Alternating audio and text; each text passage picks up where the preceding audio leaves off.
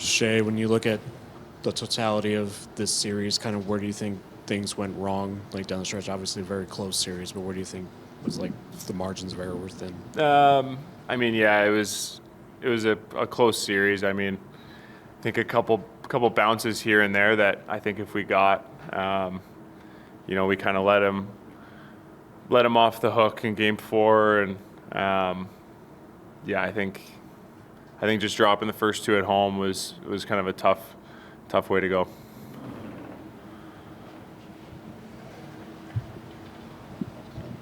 For both of you, when you look at the regular season, this team scored a lot of goals, I think the most in team history, and then it obviously didn't go as well, especially towards the end of that series. Do you view that as that's just playoff hockey, that's a couple games, or do you think that something needs to be better offensively to score goals at this time of year?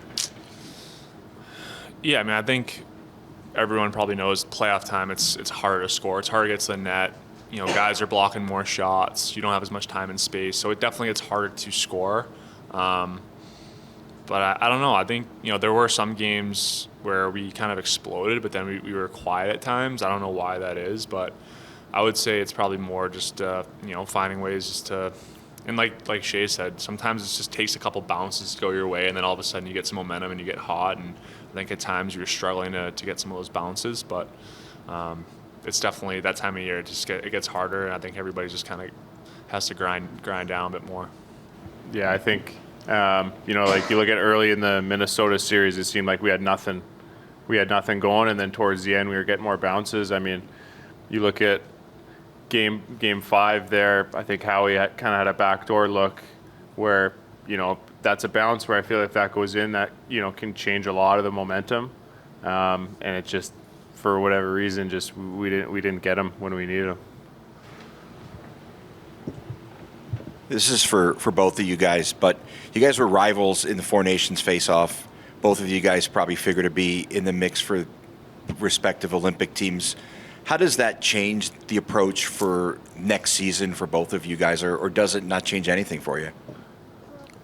I mean, I played a period, so I wouldn't really I wouldn't say we really played against each other. But, I mean, I think at the end of the day, we're both, trying to build a special culture here, and whatever happens on the international stage, obviously it's incredible honor to represent your country, but first and foremost you want to play good hockey here and build something, and whatever comes after, you handle that. Yeah, I mean, I would agree. I think, like he said, I think anytime you have an opportunity to represent your country, it's, as an athlete in general, it's special. It was a really cool experience to be a part of that this year, and I think it helps everyone that's involved in that. It helps you grow as a player, but like he said, I think just for us, it's just about having a good start and to next year, and building what this team has started here, and I'm looking forward to being a part of that for the foreseeable future, with Shea. So yeah. Shea, you've been here since the beginning, and you know better than most how high the bar is set here for expectations. What's the sour feeling right now that you're not making another long run this year? Yeah, it's tough. Since I've been here, we've kind of been through it all.